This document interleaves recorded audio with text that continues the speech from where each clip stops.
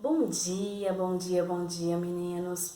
Na aula de hoje, a gente vai trabalhar com um assunto muito recorrente nas provas do Enem. Esse assunto ele foi pedido por uma colega de vocês e eu deixo aberto. Quem quiser que eu trabalhe algum assunto, algum tema específico, me avise pelo fórum que eu vou procurar trabalhar com essas questões na semana seguinte.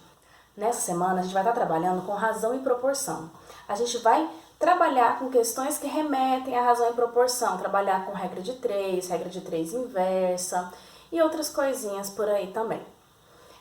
Assim como na aula passada, por favor, quando você estiver assistindo o vídeo, já vai lá no fórum e marca presente para eu poder saber que você estava acompanhando a aula na hora certa, ok? E se você tiver dúvidas, por favor, escreva no fórum. Durante o horário de aula, eu vou estar acompanhando o fórum e vou respondendo qualquer problema que você possa ter. Ao longo do vídeo, quando eu ler o enunciado de uma questão, antes que eu comece a sua resolução, por favor, pause o vídeo, pega um papel, uma caneta, tenta procurar um raciocínio e depois você vê se a sua ideia bateu ou não com a minha, ok? Vamos tentar fazer assim, como se fosse a nossa dinâmica da sala de aula mesmo, certinho? Vamos para a primeira questão? Para contratar 3 máquinas que farão o reparo de vias rurais de um município, a Prefeitura elaborou um edital que, entre outras cláusulas, previa: cada empresa interessada só pode cadastrar uma única máquina para concorrer ao edital. O total de recursos destinados para contratar o conjunto das 3 máquinas é de R$ 31 mil. O valor a ser pago a cada empresa será inversamente proporcional à idade de uso da máquina cadastrada pela empresa para o presente edital. As 3 empresas vencedoras do edital cadastraram máquinas com 2, 3 e 5 anos de idade de uso. Quanto receberá a empresa que cadastrou a máquina com maior idade de uso? R$ 3.100, R$ 6.000, R$ 6.200, R$ 15 mil ou R$ 15.500? Bom, nós temos aqui uma informação. A gente sabe que cada uma das máquinas, elas vão pagar algo que é inversamente proporcional. Lembra disso? Inversamente proporcional? Beleza. Então, olha só, eu tenho um valor que ele vai ser dividido para cada uma das máquinas. Quando eu somar o que a máquina 1 vai ter que pagar com o que a máquina 2 vai ter que pagar e a máquina 3, eu sei que eu vou ter um total de R$ 31 mil. Concorda com isso? Agora, se eu estivesse pagando algo proporcional, eu teria, ou diretamente proporcional, eu teria, por exemplo, 2x, 3x, 5x, mas nesse caso é inversamente proporcional. Então eu vou dizer que a primeira, que foi 2 anos de uso, vai pagar o equivalente a x sobre 2. A outra, que foi 3 anos de uso, o equivalente a x sobre 3. E a que foi 5 anos, vai pagar o equivalente a x sobre 5.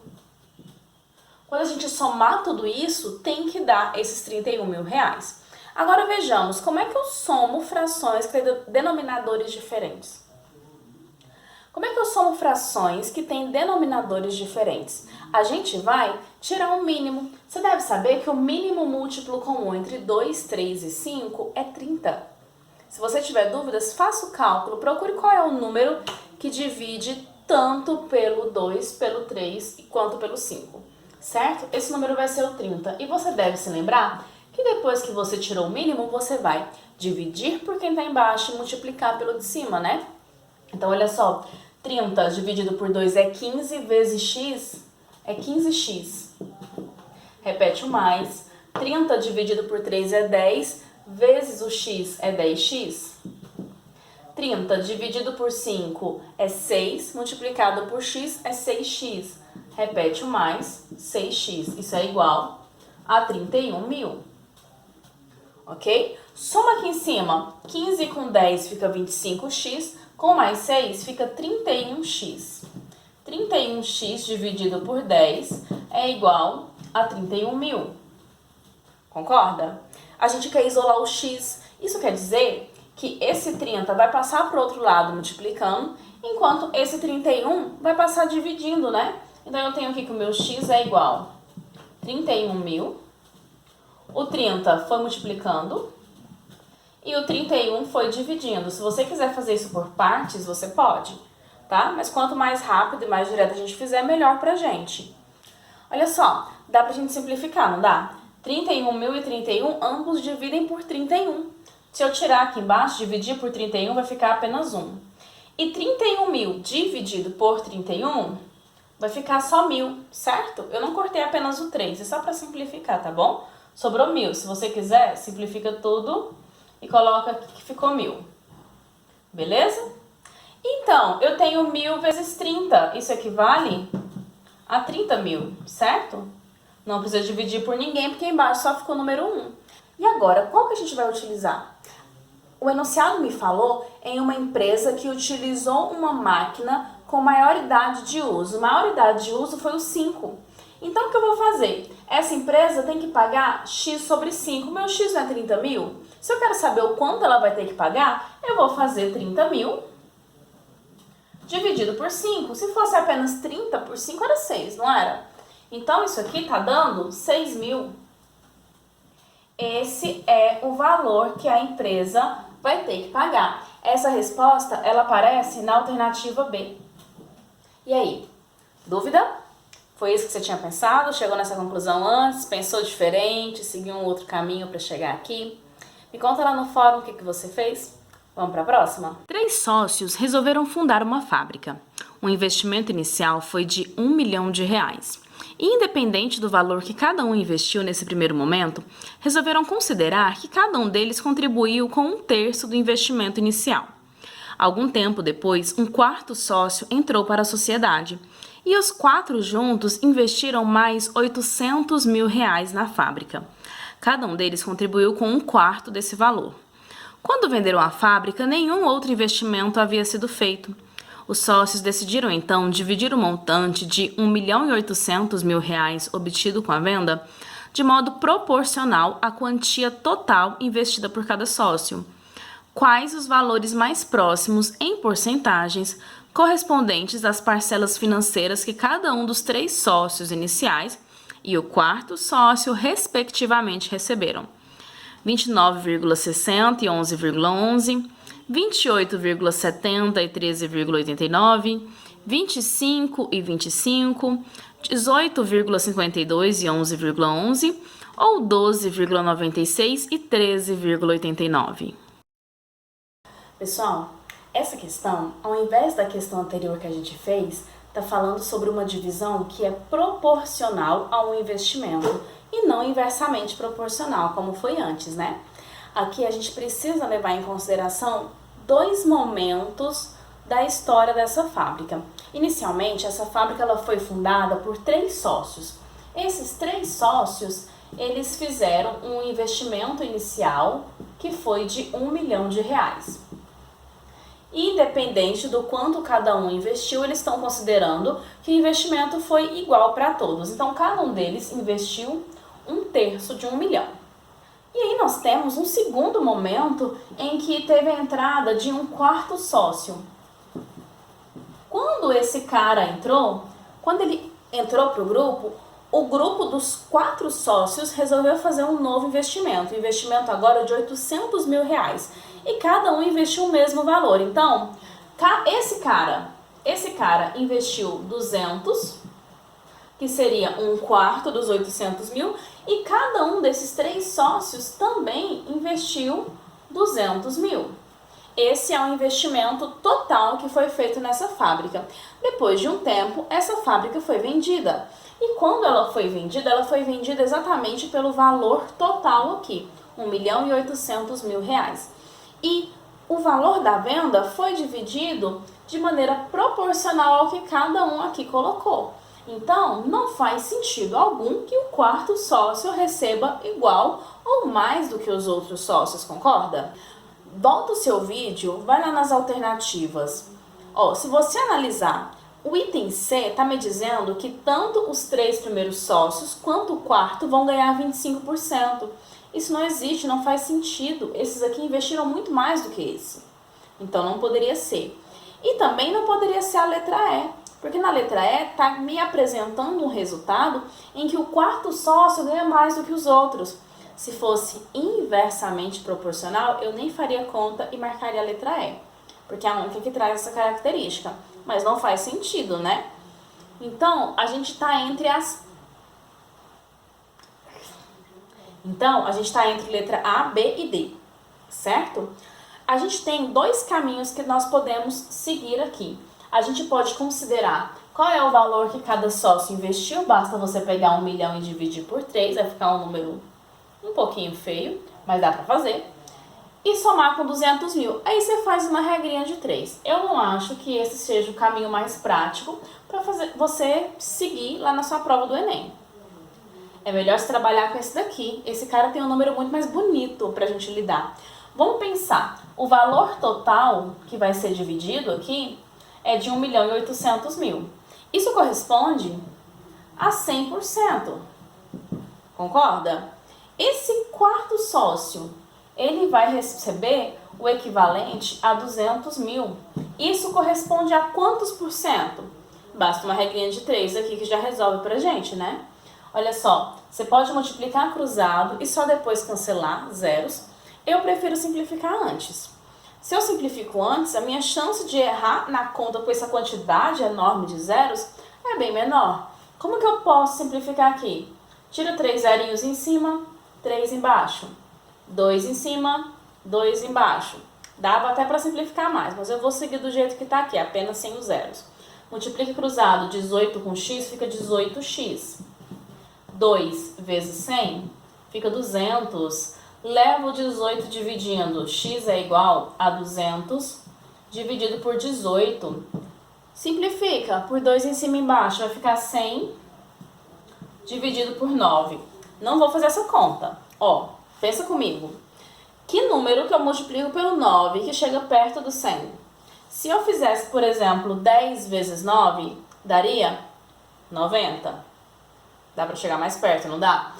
Acrescenta mais um, 11 vezes 9, fica 99. Opa, chegou perto, não chegou? 11 já é um bom caminho pra gente. Se eu quiser chegar mais perto ainda, se eu coloco mais um aqui, ó, 11,1 multiplicado por 9 fica 99,9, quase 100, praticamente 100. Professor, eu não consigo fazer esse raciocínio. Faz a conta, você vai gastar 30 segundos para fazer essa divisão, tá bom? Não vai mais do que isso. Mas se você fizer de cabeça, é melhor para você, ganha tempo. Isso daqui seria o correspondente à porcentagem que o quarto sócio vai receber. Se você analisa as alternativas agora, a gente encontra esse valor na letra A e na letra D de dado. Então, a gente já pode ignorar a letra B. Mas eu ainda preciso saber quanto que cada um desses 3 caras vão ganhar. Eu posso fazer a regra de 3 com eles, mas não recomendo. Vai dar trabalho, pode te confundir, os números não vão ficar legais. Então, o melhor é a gente levar em consideração que nós temos aqui 100% para dividir. 100% eu já estou tirando 11,1 para o quarto sócio. O que sobrar é dos 3, certo? Não vou fazer essa subtração. Faz de cabeça comigo. 100 menos 10 fica 90. Menos 1 fica 89. 89 menos 0,1 vai ficar 88,9. Concorda? Então, eu tenho 88,9 que eu vou dividir para 3 sócios. Número decimal só divide ou é dividido por outro decimal. Pega isso daqui e coloca uma vírgula no 3. Essa vírgula do 3 vai vir acompanhada de um 0. Os dois têm uma casa após a vírgula, não é? Vem cá e tira essa vírgula. Você tem 889 dividido por 30. Agora, você vai pegar o seu 30 e vai multiplicar por 2. Se for 3, passa. Então, multiplica por 2. 2 vezes 30 é 60. 88 menos 60 fica 28, né? Desce um 9. Agora, se você fizesse por 10, que a gente não põe 10 aqui, a gente só põe de 0 a 9. Se a gente fizesse por 10, isso aqui ia dar 300. Passou um pouquinho, né? Iria passar um pouquinho. Então, vamos mais baixo, vamos por 9.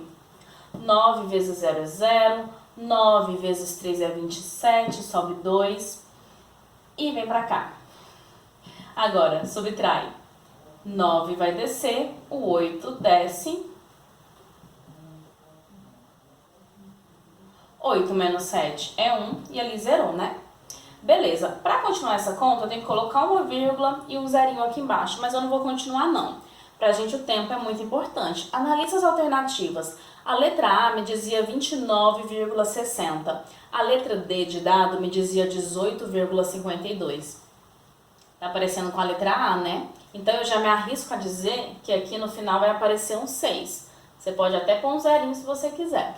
Esse seria o nosso resultado final. Então, o item que me trouxe 29,60 para os 3 primeiros sócios e 11,1 ou 11,11 para o quarto sócio foi a letra A. Essa é a nossa resposta correta. E aí, você pensou desse jeito, pensou diferente? Me conta lá no fórum se você seguiu outro caminho ou entendeu de uma maneira diferente, tá bom? Um pintor cobra R$ 240 por dia de trabalho, que equivale a 8 horas de trabalho num dia. Quando é chamado para um serviço, esse pintor trabalha 8 horas por dia, com exceção, talvez, do seu último dia nesse serviço. Nesse último dia, caso trabalhe até 4 horas, ele cobra metade do valor de um dia de trabalho. Caso trabalhe mais de 4 horas, cobra o valor correspondente a um dia de trabalho. Esse pintor gasta 8 horas para pintar uma vez uma área de 40 metros quadrados. Um cliente deseja pintar as paredes de sua casa, com uma área total de 260 metros quadrados. Ele quer que essa área seja pintada o maior número possível de vezes, para que a qualidade da pintura seja a melhor possível. O orçamento desse cliente para a pintura é de R$ 4.600. Quantas vezes, no máximo, as paredes da casa poderão ser pintadas com o orçamento do cliente? 1, 2, 3, 5 ou 6 vezes?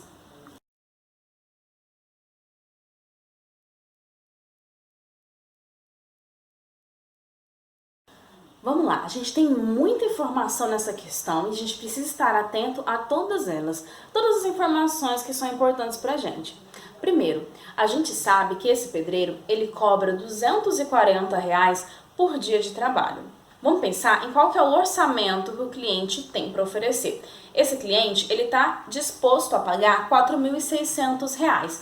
Então, vejamos, R$ 4.600 dividido por 240, que é o valor que o pedreiro cobra na sua diária, é o suficiente para me dizer quantos dias esse pedreiro poderá trabalhar aqui com esse orçamento. Fazendo a divisão aqui, olha o que a gente tem. Que número que eu vou multiplicar pelo 240 para chegar perto do 460? Se eu tentasse com 2, daria 480, passaria, né? Então vamos de 1 mesmo, ó. Vou colocar aqui o meu 240, subtraindo eu tenho 0, 2 e 2, concorda? Agora, posso descer mais um zerinho aqui. Vai por quem? A gente nunca coloca um algarismo maior do que 9, mas vamos só analisar qual seria o resultado se a gente tentasse o 10. Se eu fizesse 10 vezes 240, daria 2.400. Tá perto, né? Tá perto. Então, vamos tentar o 9? Ó, vamos fazer o 9. 9 vezes 0 é 0. 9 vezes 4 é 36, sobe 3. 9 vezes 2 é 18, com mais 3 fica 21. Subtraindo, quanto que falta de 2.160 para chegar em 2.200? Acho que é 40, hein? Beleza, o que quer dizer esse resultado? Esse cliente, ele pode pagar pelo serviço do pedreiro por 19 dias. Pagou esses 19 dias e ainda está sobrando para ele a quantia de R$ 40. Agora vamos pensar, esse R$ 40 seria suficiente para pagar um dia completo? De jeito nenhum, ele cobra 240. E meio dia de serviço? 4 horas, metade de 240 é 120. Ainda está muito aquém do que o pedreiro cobra, né? Então, esse resto aqui, o cliente vai guardar no bolso dele, não vai usar para pagar o pintor, certinho? Agora, se você lembra do enunciado, lá a gente tinha uma historinha de que esse cliente quer que o pedreiro trabalhe todos os dias que ele puder pagar, no caso 19 dias, pintando essa casa diversas vezes, certo? Até que acabe o dinheiro que ele tem. Vamos pensar, o pedreiro, em um dia, ele pinta quantos metros quadrados?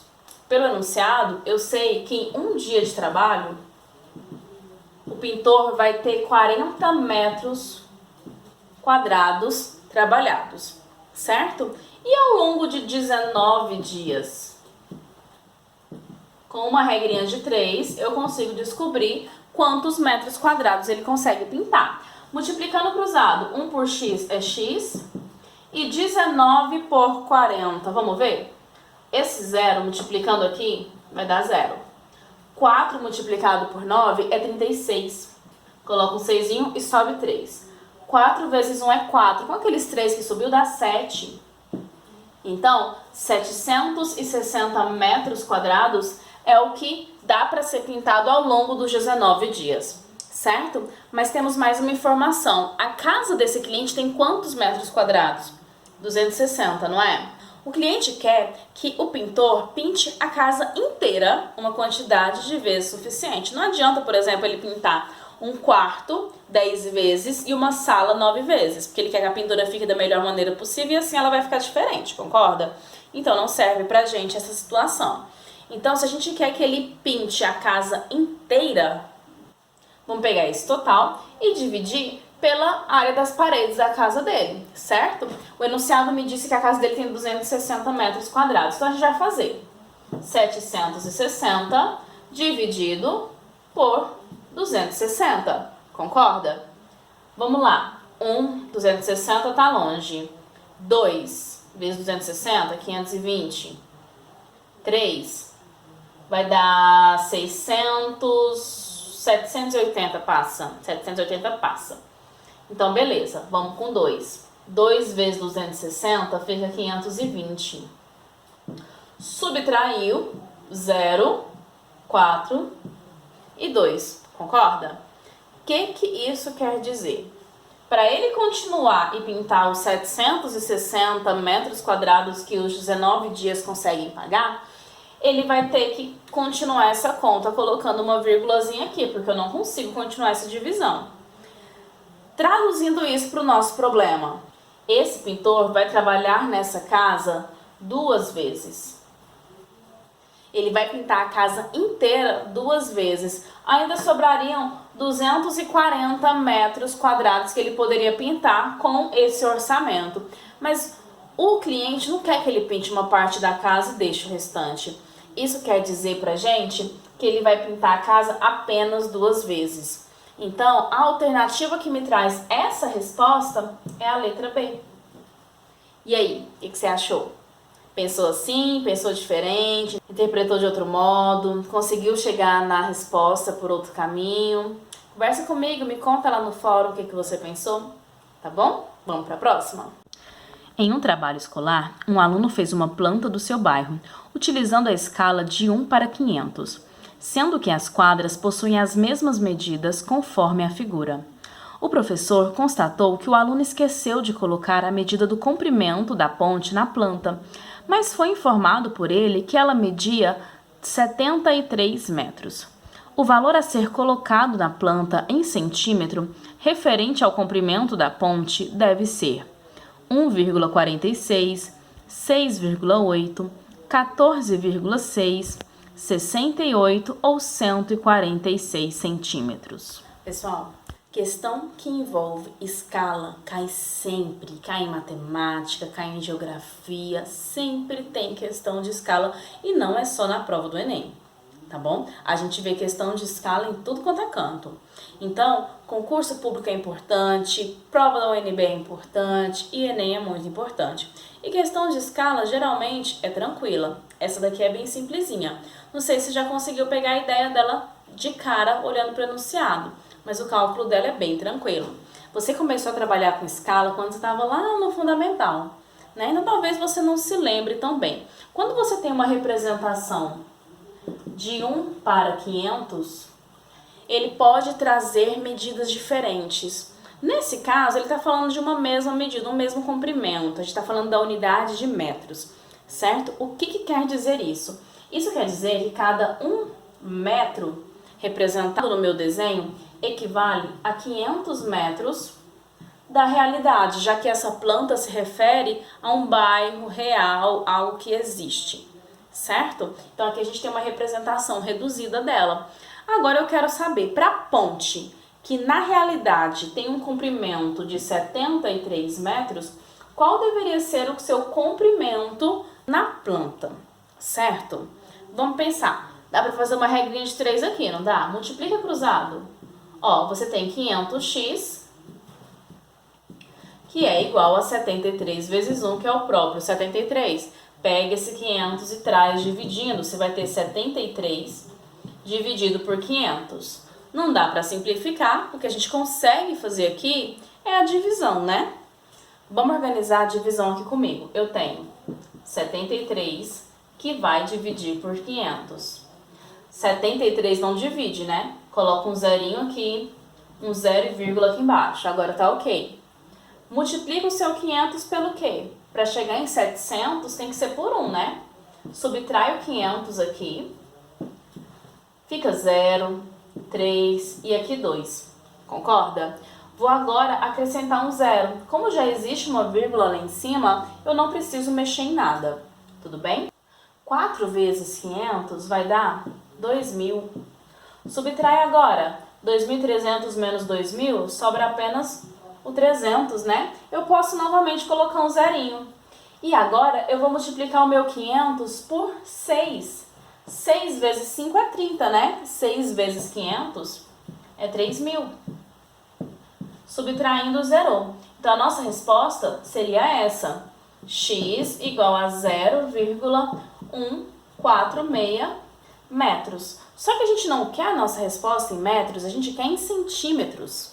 Quando você quer passar de metro para centímetro, você pega o seu número e multiplica por centímetros, por 100. Multiplicar por 100 é pegar a sua vírgula e caminhar 2 casinhas com ela. Isso vai equivaler para gente a 14,6 centímetros. E se aparecer em alguma alternativa? Apareceu na letra C. Letra C seria a nossa resposta correta. E aí, você pensou nisso? Pensou diferente? Conseguiu fazer de cabeça? Dava para fazer de cabeça essa daqui. Pelo menos pular a regra de 3. Tem que fazer somente a continha. Me conta qual foi o seu raciocínio, tá bom? Quero saber. Para a compra de um repelente eletrônico, uma pessoa fez uma pesquisa nos mercados de seu bairro. Cada tipo de repelente pesquisado traz escrito no rótulo da embalagem as informações quanto à duração em dia associada à quantidade de horas de utilização por dia. Essas informações e o preço por unidade foram representadas no quadro. A pessoa comprará aquele que apresentar o menor custo diário quando ligado durante 8 horas por dia. Nessas condições, o repelente eletrônico que essa pessoa comprará é do tipo 1, 2, 3, 4 ou 5. Eu espero que você tenha feito essa questão. Se você não fez, pausa o vídeo, volta lá no enunciado e dá uma analisada em como fazer. Agora, como eu não estou presencialmente com vocês, eu vou fazer o teste dos 5 tipos de repelentes, certo? Mas não é necessário que você faça os 5. Eu já conversei com vocês sobre isso na sala de aula. Você tem que tentar analisar qual deles se aproximaria mais da solução. Talvez quando você fizer o cálculo de 1 ou de 2, você já comece a entender a lógica. Na hora que eu estiver fazendo o cálculo, você vai começar a entender o raciocínio aqui. Então, tente seguir um caminho que não seja necessário você fazer os 5 cálculos, porque isso acaba gastando um tempo que você não tem no dia da prova, né? Siga a sua intuição, seu coraçãozinho, para você pensar em qual deles fazer. Se você ficar muito na dúvida, deixa essa questão para o final, porque ela vai envolver vários cálculos. Deixa ela para o final. No final da prova você volta e tenta fazer, tá bom? Agora a gente vai fazer o cálculo de cada um. Basicamente, a gente precisa analisar na tabela por quantas horas esse repelente pode ser utilizado. Para isso, nós vamos multiplicar a sua capacidade em horas pela sua capacidade em dias. O primeiro repelente, ele tem uma capacidade de trabalhar 30 dias com 12 horas, certo? E quando eu penso no trabalho dele, seria de 30 dias vezes 12 horas, certo? Se eu multiplico isso, eu vou encontrar 360, mas você vai ver que não é jogo pra gente fazer essa multiplicação. Essas 360 horas, que seria o resultado, pode ser adquirido pelo cliente por um valor de R$ 12, certo? Então agora eu quero saber qual que é o valor que o cliente paga por 1 hora de trabalho desse repelente. Então eu vou chamar esse valor de X. Multiplica cruzado, você tem 30 vezes 12 multiplicando por X. E 1 vezes 12, que é 12. Tá percebendo por que eu não multipliquei? Vamos lá. Quem tá junto com X pode passar dividindo, não pode? Se esse 12 dividir por 12, vai dar 1, concorda? Então eu já posso vir aqui e cancelar. 12 com 12 fica apenas 1. Olha o que sobrou. 30x igual a 1. Leva o 30 dividindo. Você vai ter 1 sobre 30. Nossa, que número feio. Também acho bonito ele, não. Mas vamos deixar ele desse jeitinho que ele tá aqui, tá bom? Vamos ver o segundo? O segundo repelente traz uma informação de que ele vai ter uma duração de 32 dias, trabalhando 9 horas por dia. Então, 32 vezes 9 pode ser adquirido pelo valor de R$ 9, certo? Novamente, não vou multiplicar, porque vai dar pra gente simplificar. Então, em 1 hora, eu tenho um custo de X reais. Multiplicando cruzado novamente, isso daqui multiplica pelo X, eu tenho 32 vezes 9x, que é igual a 9 vezes 1, que fica 9. Posso simplificar, não posso? Dividir por 9 dos dois lados, no segundo membro da equação eu vou ter apenas 1.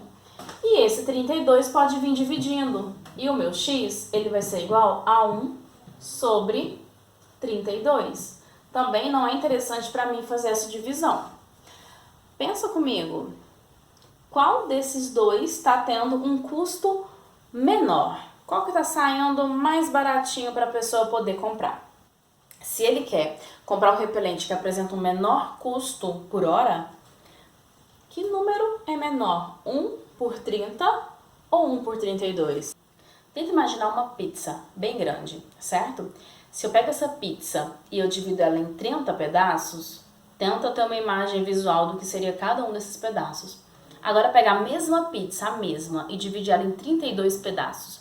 Cada pedaço agora é um pouquinho menor do que aqueles outros 30, não são? Já que se trata da mesma pizza dividida em mais partes. Então isso quer dizer que esse segundo repelente já está tendo um custo por hora menor do que o primeiro, certo? Vamos analisar o que acontece com o terceiro?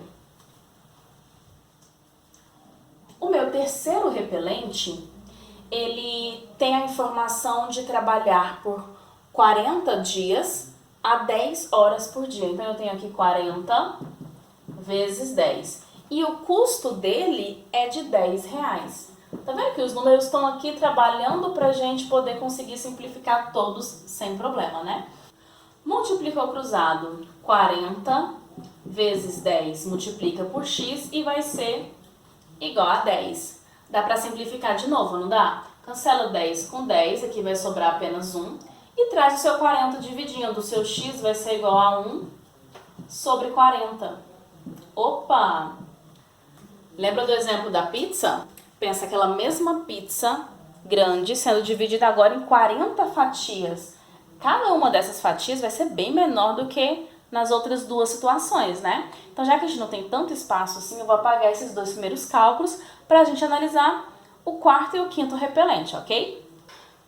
O nosso quarto repelente, ele vem na embalagem uma informação de durar por 44 dias trabalhando 8 horas por dia.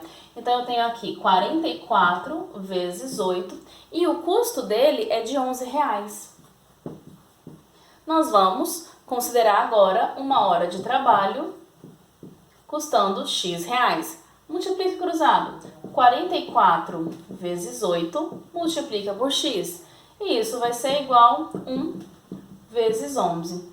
Eu não coincidiu o número para eu cancelar como foi nos outros itens, mas 44 e 11 podem dividir, não pode? Pensa comigo. 44 é o resultado de 4 vezes 11, não é? Se eu divido por 11 dos dois lados, aqui cancela, sumiu, sobrou só 1. E aqui vai sobrar apenas o 4. Então eu tenho 4 vezes 8x. 4 vezes 8, 32, né? eu tenho 32x, que é igual a 1. Levo o 32 dividindo. X vai ser igual a 1 sobre 32. E, olha só, o terceiro repelente tá tendo um custo menor do que aquele, não tá? Acho até que o 32 já tinha aparecido antes pra gente. Por enquanto, o terceiro tá ganhando. Vamos só analisar o quinto? Será que é ele?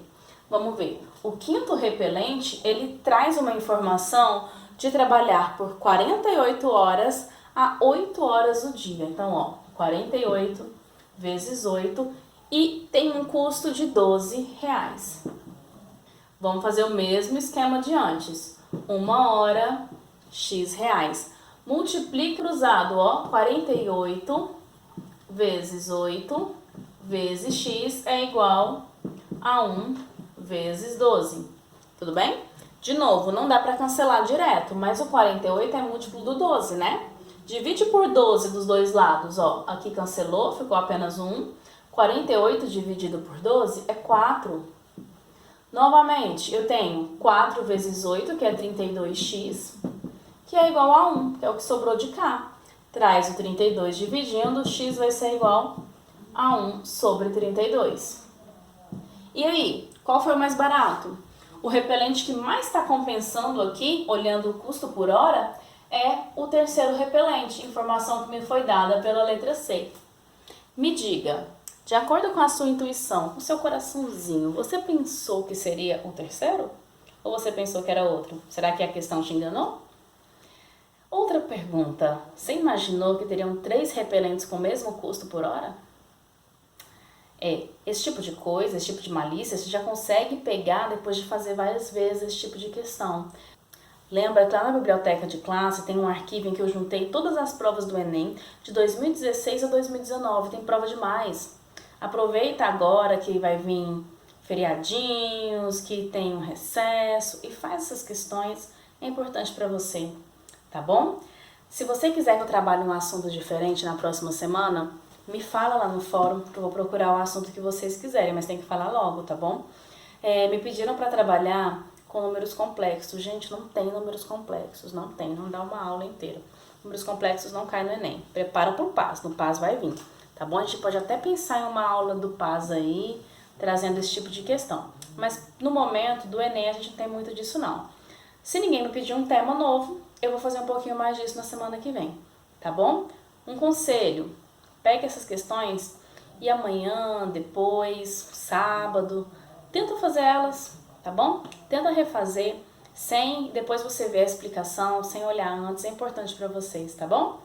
Um beijo para vocês, tchau, tchau, descansem, semana que vem a gente se encontra de novo.